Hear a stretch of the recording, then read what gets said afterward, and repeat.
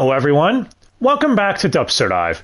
Elvis X here, and I'm here to finally end Pokemon. The theme of May. No, not the thought. I mean the month of May. Pokemon. Come on now. You all know what I'm talking about. With my impressions and breakdown of the English dub and everything involved with it. For Pokemon, the first movie, Mewtwo Strikes Back. I love how it's called the first movie. They already knew they were going to make a sequel. Though I think the first movie was a subtitle added exclusively in the West. So, that's a thing. Okay. So, let's get into this. Also, real quick, one last thing about the title. Mewtwo Strikes Back makes it sound like Mewtwo's first, or he's returning, you know, like he had an appearance earlier and he's striking back, which I guess technically he did in the anime, if you want to be fair. Because when we last saw him, he beat the hell out of Gary Oak, and then he fled from the Team Rocket HQ. So, does this movie elicit all the hype? Is it worth it, I should say? Yeah, kind of. So, Pokemon the first movie was released in Japan in July of 1998, and in the US, November of 1999. The DVD actually includes some extra stuff, you know, such as Pikachu's Vacation. Yeah, 20 minutes short, or whatever you want to call it, about the Pokemon vacationing together. Look, guys, my vision is terrible. I had next to no idea what was going on here, except the Pokedex, which was also voiced by Eric Stewart, I should have mentioned that. Tried translating a few sentences here and there. Something about not fighting to leave a good impression on Togepi, the baby, I guess, and the Pokemon learning that they would rather cooperate than blindly fight each other. The people behind this dub really ran with that theme for this whole film. We'll get to it. The DVD also includes a commentary, which I will be using as a reference point for what they claim was some of the decisions made, you know, reasoning behind it for the dub. Also a 2-minute short about Mewtwo and some scientist that was working on him. I will go into that when we get to the Mewtwo Returns thing, which is a follow-up special that came out later, so don't worry. But yeah. Anyway, the film would end up grossing $172 million worldwide, and this was back in 1998 through 1999, so, you know, just saying, just that for inflation and all that stuff, and some good shit. Hell, the home video release would end up selling 10 million copies. Now, again, I am using the DVD version of this simply because the Blu-ray remaster, which is in widescreen, doesn't have Pikachu's Vacation, the commentary, or that 2-minute short that I mentioned. It literally lists English subtitles as a special feature, which, by the way, from what I've been told, is a lie. There are no subtitles on the Blu-ray remaster for the films. Just, wow. I have no fucking words. But yeah, so know what you're getting into. So, as stated with the Pikachu's Vacation thing, I have no real thoughts on it since I'm visually impaired. I'm sure maybe if you were, you know, back then, if you were young, you might got a kick out of it, seeing the Pokemon interact or something. But I could imagine, like, I just have to wonder, you know, what parents were thinking, like, what the hell is this? Seeing Pikachu's Vacation be the first thing that pops up on the screen. But then the actual movie picks up, and if you haven't seen it, I'd recommend it. Despite me having some issues with the film, it is still enjoyable and entertaining, but I'm going to be spoiling the hell out of it. So if you're a fan of Mewtwo, he is the main of this film, I would say. Like, the whole thing is built around him, so if you somehow still haven't seen this film yet and you're big into Pokemon, go check it out. Hell, there's even a remake, which I will have to cover eventually at some point, won't I? Anyway, so the ADR director for the film was Michael Hegney with the producer Norman Grossfeld. They also co-wrote the scripts. As far as the dub cast itself, we'll get to that in a minute. All I'm gonna say is some of the dub script is... you know what? Let's just get to the film. So the film, as stated, follows Mewtwo. It opens with him breaking out of a Team Rocket laboratory, and yeah, Giovanni showing up, promising to teach him how to hone his skills, and Mewtwo trusts him, just for Giovanni to turn around and be like, your purpose is to serve humanity. Now that you've honed your powers, serve me, bitch! And Mewtwo's like, what? This is why humanity must burn! And thus, Mewtwo sets up his own... I guess we would call it Mewtwo's Palace. Yeah, it'd be like a palace on a deserted island that he summons worthy Pokemon trainers, or trainers that he deems worthy, to come to the island, so that way he may fight them and weed out the weaklings from the strong and all that, to prove he is master of all. He also summons a storm that will wipe out the entire world, leaving very few Pokemon alive. Like himself, and he even finds ways to clone other Pokemon. Because the movie's theme that they try is going for is, should a clone life be considered, you know, just as important as a real life? Because it is technically artificial. In the dub, they do downplay this a bit from everything I've seen online. Like, people are saying in the Japanese it's way more prevalent. Don't quote me on that. I'm merely going with what was presented with me with the dub, and yeah. So you all know the drill. Ash gets summoned to the island, and he shows up, shit gets real, and all of that. Trust me, when I'm done breaking down everything, I'll give my thoughts on the important scenes. You all know the ones if you've seen this film. But yeah. Overall, I did enjoy Mewtwo as a character. I thought he was a really interesting antagonist, and you can empathize with him a bit. He was basically created just to be, you know, as a tool, blah, blah, blah. And my friend Dai kept comparing him to Shadow the Hedgehog from Sonic Adventure 2, which I'm sure everyone does. I think I remember even Death Battle did a, well, Death Battle on that. And I remember so many people raging about how much shit they got wrong there. I wouldn't know, because, again, my knowledge of Mewtwo is limited to the Smash games. At least till now. So, anyway. Back on topic, though. The animation for the film, everyone says, is top tier. Like, some say that it actually looks really, really good. Especially compared to the TV anime, which makes sense. Film, you know? All that stuff. I can't really judge that for obvious reasons, but yeah. As far as the score goes, 4Kids themselves would give it a unique score from the Japanese. They would even say that the Japanese version, there was a lot of times where there was long stretches of silence, so they inserted their own score. On one hand, I could understand some people being annoyed of that, but on the other, the score is really good for the film. I enjoyed a lot of the songs in it, including the remix of, you know, Gotta Catch 'Em All, that plays near the beginning of the movie. Like I said, I didn't have any problems with the score. I guess this would be like a similar Bruce Faulkner situation to DBZ. You know, some people are purists that prefer the Kikuchi score. That's his name, right? The Japanese composer. But I had no issue with the music in this film. I thought it was really good. Damn it, I keep sneezing. It's Mewtwo's fault. So, yeah. As far as the English dub cast goes, let's get into that. Everyone would return from the main anime. So, you know, you've got Veronica Taylor, Rachel Willis, Eric Stewart, etc. Rachel Willis herself said that she actually loved recording for the film because it was different than the actual anime, that they weren't recording in a normal booth. They actually got to record on like a sound stage and all this other stuff. So, that's interesting.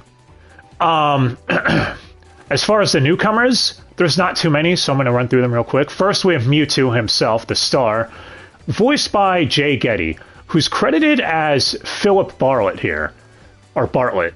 He does claim that it's because he was a union stage actor, which is, yeah, this is like his only anime voiced role that I could find. because he's mainly a Broadway actor.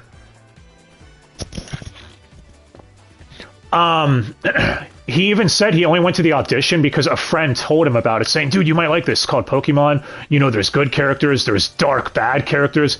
You might like it. So, yeah. Funny story about how his name was actually revealed to the public of who we found out who it was, since he went under an alias. The Pokemon Live music show for the film had his real name accidentally revealed. Thus, you know, everyone found out who it was because of that. At the time, he admits he didn't jive with the film, that he didn't really get it and think it would be that popular. You know, he just saw it as another job. And, yeah. Thinking back on it, he said he actually understands that a lot of people love this film, and he's really happy that it touched so many people. So, he also said he would love to voice Mewtwo again, and he'd even be willing to do a reading of some of the Japanese dialogue, because he's aware that some of the stuff was altered. Now, as far as my thoughts on his performance, I think it gets better as the film goes on. I'm not gonna lie, when it first started, I'm not sure if I was feeling it in the beginning. I did like the effect they played, though. Whenever Mewtwo is psychic. He's a psychic Pokemon. Psychic type, man. And he is a Pokemon that could actually talk, like Meowth. So, there's that. Except he talks with his mind. So, whenever he's sticking to himself, you know, it's quiet. Like, you know what I mean? It comes in through the center and nothing else. But whenever he's psychically talking to someone, they make his voice have, like, this booming effect on it, like it's coming all around you, if that makes sense, because he's projecting his voice into your mind. I thought that was cool. And yeah, when the movie gets around, I want to say the halfway point, like when they actually arrive at Mewtwo's palace and Mewtwo's talking all menacing about, you know, ending humanity and Mewtwo or clone Pokemon supremacy or whatever, I think is when Jay is at his best and he's really able to stretch his legs, as it were. In my opinion, at least. And yeah, I think he did a really good job. As far as the other characters, well, let's see. We've got the other trainers that showed up to the island. So first, there's Corey, who's Ted Lewis, you know, Giovanni, who makes a comment saying that, like, because to get to the island, I'm going to explain this real quick because it's a dub fuck up. They had to use their Pokemon to go through the storm, basically. He's like, I used a Pidgeotto to fly here. That was a Pidgeot, dude. Yeah. Come on. We'd see Pidgeotto the whole anime. Anyway, as far as his performance, I can't really say anything. It sounded fine, I guess. The problem with these jobber trainers is they don't really leave much of an impression. Maybe they'll show up in the anime, I don't know. Someone will tell me. After him, we have Nisha, voiced by Lisa Ortiz, Lena from The Slayers, and Burnin from My Hero Academia. Her whole thing is she has a Blastoise that she named Shell Shocker. You get it? And again, she does fine, I guess. There's not really much to say on these guys, I'm going to be honest. The last one that shows up is Fergus, voiced by James Cathcart. You all know Gary's voice actor, who uses a Gyarados. And that's all I really got. So it's probably going to be like, no, they used more than that. They used all this. These guys did not leave much of an impression on me. The voice acting performances were okay, I guess, but yeah. But let me know if I'm the idiot here. As far as other new characters, we have Miranda, who's at the pier before they head out into the storm. Her whole thing is giving a prophecy about how the storm will wipe out everyone and only a few Pokemon will survive. But the tears of the Pokemon will bring life back. By the way, this bullshit prophecy thing is dub only. Yeah. I'm someone who finds the whole prophecy stuff a little contrived. I'm not the biggest fan of it. If it can be done right, again, we've seen it numerous times done correctly. It's just, I think you have to be careful when handling this plot point. Anyway, she also has a really silly accent. She's voiced by Casey Rogers, who's, let's see. Oh, Miss Groundhog Day from One Piece 4 Kids dub. Sorry about that. So unprofessional. I wasn't ready for that. And Sora from Now and Then, Here and There. And she does fine. with the, like, 2 scenes she's there. As far as everyone else, I mean, that's basically it. That's all the major characters. Everyone else is returning. So you've got Jesse and James, you've got, you know, obviously Brock, Misty, and Ash all go to the island. And yeah, the dub for the film was it was decent. I could see a lot of people who went to the theaters, and it's like, I could imagine if this came out in theaters now, or not even now, like, you know, 20 years ago, and I saw it when I was a kid, I'd really enjoy it. The double casting is pretty bad with the ad voices, though. I heard a couple of Lisa Ortiz's. There's a part at the beginning of the movie where someone just credited as Pirate Trainer, a dude who challenges Ash using a golem, which is a rock type, to take on Pikachu. Yeah, Pikachu makes this thing its bitch, which doesn't make any sense. Look, my knowledge on Pokemon is very limited, but even I picked up on how stupid this was. Which is, I heard, is something they changed in the remake, because even the creators realized the continuity error there. Anyway, this trainer is voiced by Maddie Blaustein. You all know Meowth. And I honestly couldn't even tell, so props to vocal range there, but the point I'm getting at is double castings all over the place. But yeah. As far as stuff that was changed with the dub itself, I'm going to try going through the movie and breaking down everything that they brought up that was changed, at least that I deemed a little interesting. For example, in the opening scene, before Mewtwo wakes up in his pod, there's narration from, you know, our good old narrator friend about the meaning of life. This is dub only. Yeah. They also have the scientists mentioning Giovanni at the start of the film, which is dub only as well, because they feel that most people might not be able to understand why Giovanni would show up immediately after and catch that this is a Team Rocket-owned facility. So, yeah, I guess they think that you're too stupid to understand that. Okay, that's a nice vote of confidence they have in their audience, I guess. To be fair, Michael Hagney does say in an episode in the anime, it does show this. As Norman Grossfeld would say, yes, if you're sharp-eyed, you might catch the setup for the film. Dude, how eagle-eyed do you think people have to be to understand that? I'm pretty sure most kids would get that those were a setup for the film. I guess they could have missed the episode, to be fair, but still, what the fuck?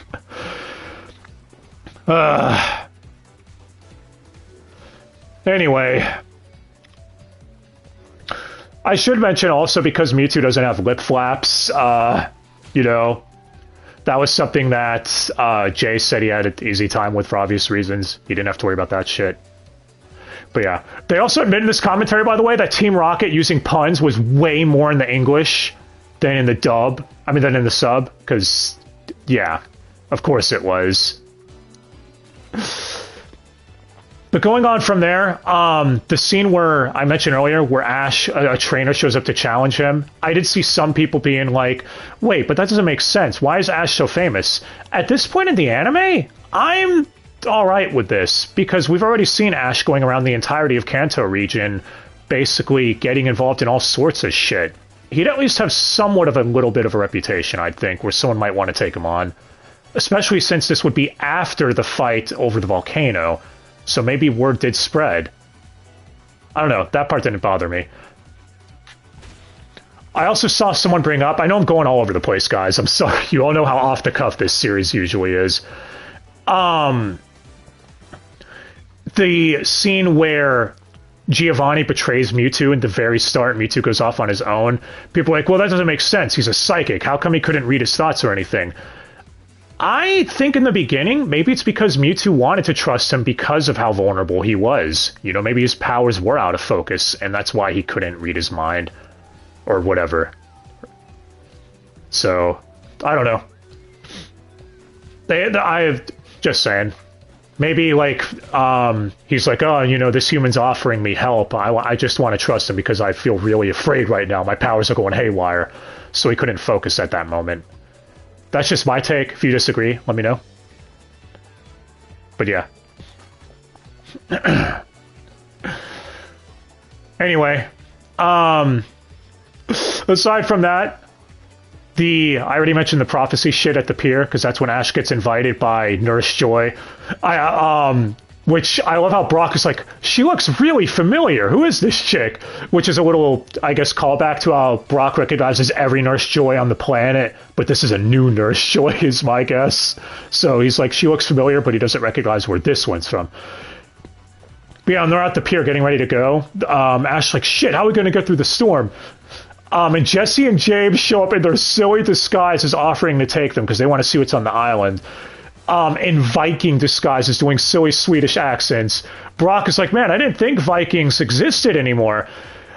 Ash immediately replies saying they mostly live in Minnesota. I didn't get that joke at first, and then I thought about it for a minute and was like, my head. Just, why? Why? Damn it.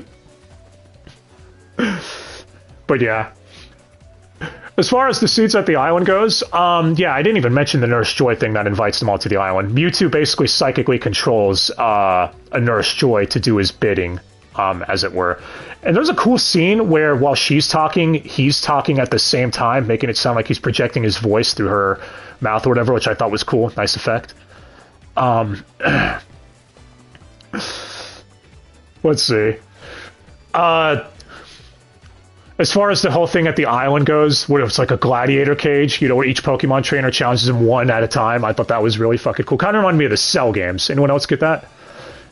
But yeah.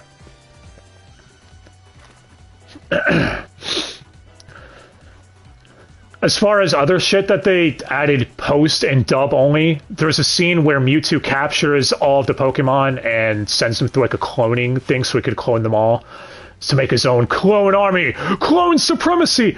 The sound effect that it makes, the disgusting, you know, sound, I can't even mimic it, but that was also in the dub, which I don't know how I feel about that in particular, adding sound effects. They did that same shit in the end of Evangelion, and I hated it there, where the dub added sound effects. But yeah. Also, this is one, though, that I am sure on. Mewtwo, his motive for cloning Pokemon. As I said, it's about clone supremacy is the best way I can describe it, right? They admit this was dub only, because after watching the Japanese, they weren't sure what his motive was in the Japanese version.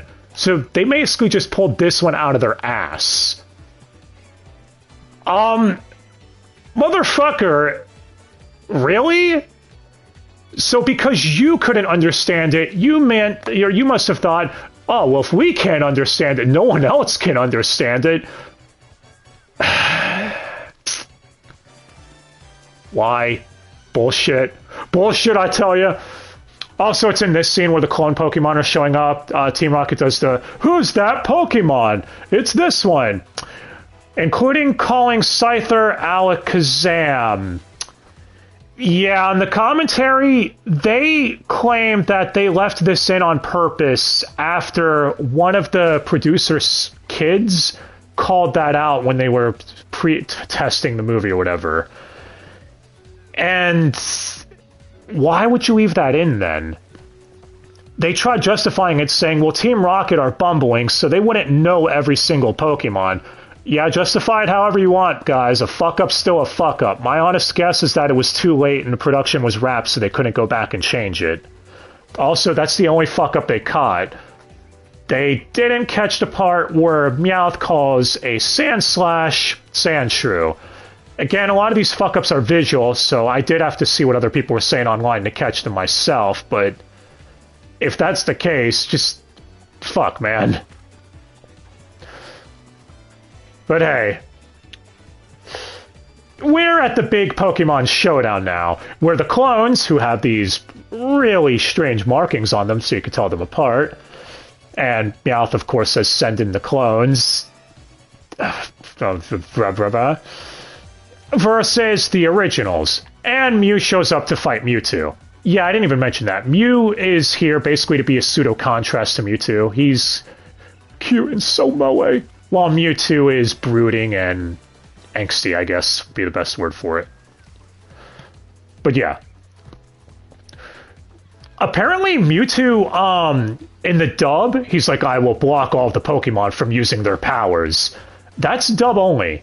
Because in the sub, all the Pokemon just beat the shit out of each other with their fists for inexplicable reasons. According to what they said on the commentary. I need to stress that. So if someone's going to say there is an actual reason, please let me know. I'd be very interested to know. But if they are telling the truth, I don't think I hate this change in particular. Because Mewtwo basically... Because why wouldn't they use their powers in a fight? Like, why wouldn't Pikachu use his electric attacks in a fight or whatever, and instead just run forward and beat the shit out of someone? You know, why wouldn't Pikachu do that? As an example. You know what I mean? Anyway, as cool as this fight is, this is where my main issue with the film actually creeped its head. The anti-violence message. Look, I know what they were going for here. I really do. Pokemon fighting to the death like this, like, because even all the characters are saying, like, Pokemon shouldn't fight, not like this. They're risking permanent harm to each other, the Pokemon, and could even risk death. So I get that. Like, they mean they should only fight in sanctioned fights where it's not life-threatening. The problem is, I feel they beat you over the head way too much at this one part to where it gets borderline pretentious. Especially with how Jesse and James are even like, yeah, this is wrong. Let's be friends. I'll never fight again, Jesse. You're my best friend. And even Meowth makes friends with his clone. Which they actually claim they were tempted to cut this scene simply because in the dub, their Meowth isn't the same as the one in Japanese. In the Japanese, they claim that Meowth is more of a philosopher than, you know, I guess a Brooklyn cat. You know, cat with a Brooklyn accent. Yeah, you all know what I mean. But what really drives this to pretentiousness for me is the song that plays during it.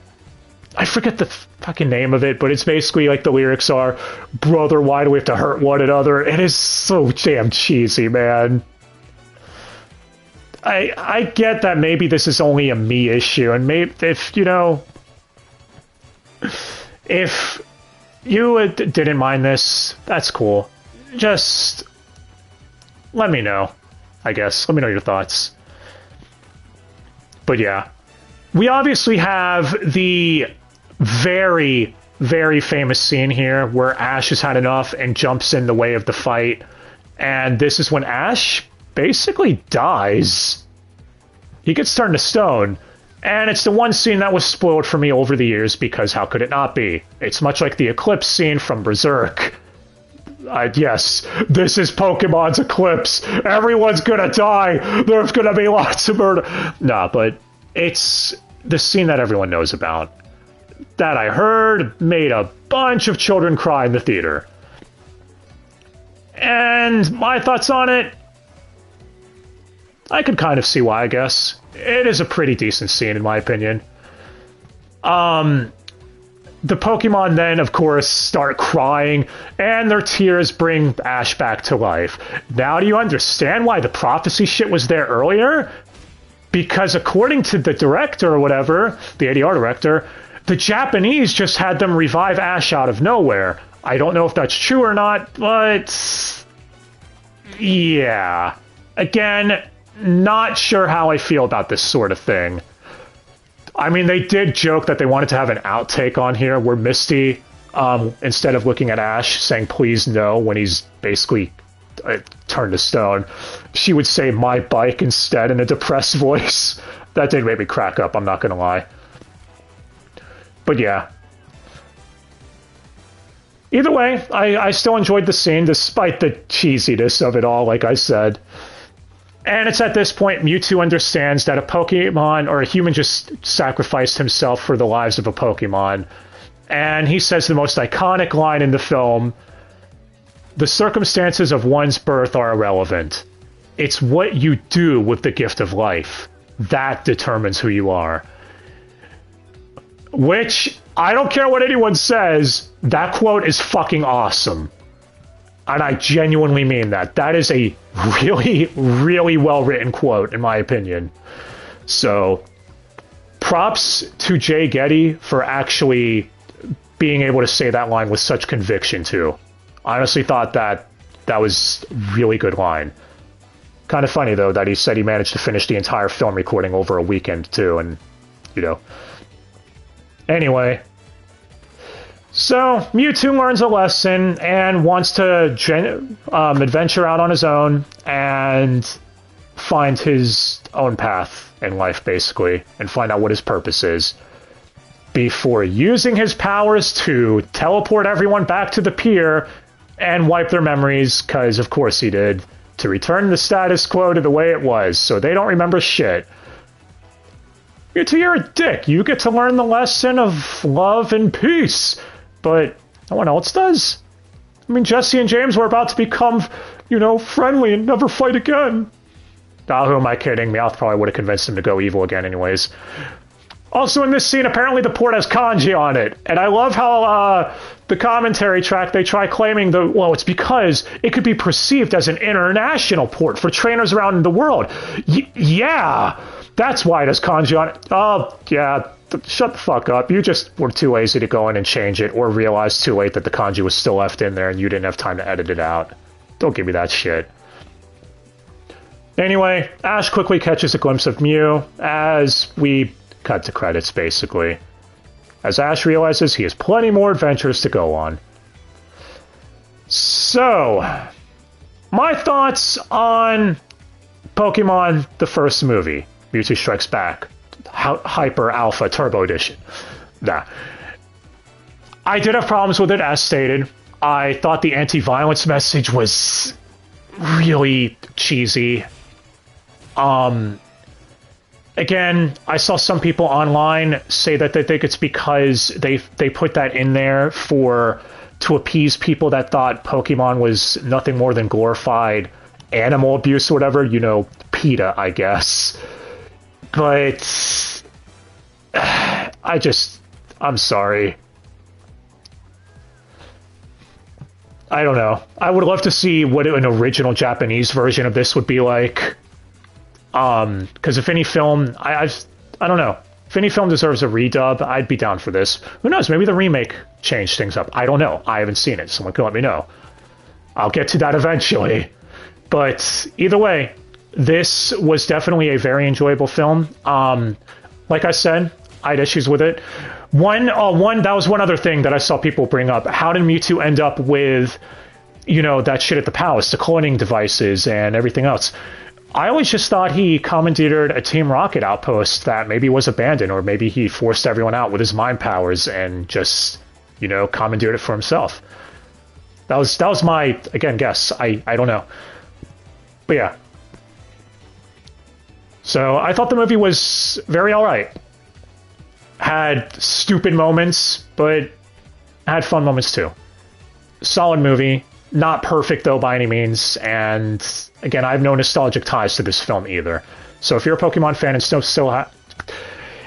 let me try again. And still, somehow haven't seen this film, I would recommend it. The dub for it is alright. I would definitely say Jay Getty steals the show. Some of Veronica Taylor's lines sounded a little off to me in the film, but that could just be me as well. But I don't think she was bad or anything. As far as everyone else sounded fine. I did want more from Giovanni's involvement, though, instead of just a montage at the beginning of him and Mewtwo's relationship. You know, like, I wish that was extended like another 10 or 15 minutes, but I guess maybe it would have dragged the film on a little too long. I don't know. Who knows? Maybe the Mewtwo's origin stuff from that special will give me that. Now, as far as everything else, some of the dub changes, like I mentioned above, I was alright with. Others, I was really frustrated with. The fact that they changed a lot of the themes of the film or toned them heavily down, like I even saw, I'm getting conflicting reports too, because everything I saw, like some people are saying Mewtwo doesn't have his supremacy complex in the Japanese. Others are saying there are multiple translations, so who the fuck knows?